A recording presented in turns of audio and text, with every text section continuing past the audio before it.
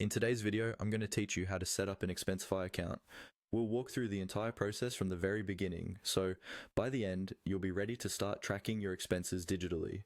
You don't need any prior experience with Expensify for this, just an internet connection and a few minutes. First, open your web browser and head to your preferred search engine. In the search bar, type Expensify login and hit enter. This is a quick and simple way to get to the official Expensify site without typing the full address.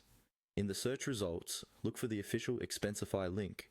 It should clearly show the Expensify branding and the correct website domain. Go ahead and click that. Once the Expensify page loads, look for the option to sign up. This is usually near the top right corner of the page and will say sign up. Click on that to start creating your new account. Next, you'll be asked to choose how you want to get started. Expensify may offer different paths depending on whether you're using it for personal expenses, business use, or as part of a team. Choose the option that best fits your situation. If you're not sure, you can usually change settings later, so pick the one that seems closest to how you plan to use it. You'll now see a form asking for your email address and your phone number. Type in an email that you regularly check, because Expensify will send important verification messages there.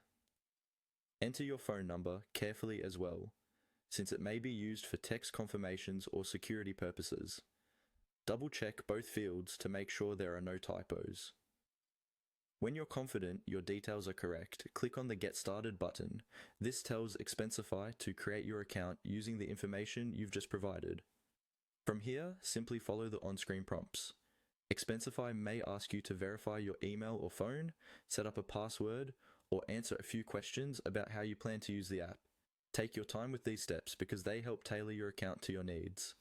Continue clicking Next, or continue until you've completed all the required steps.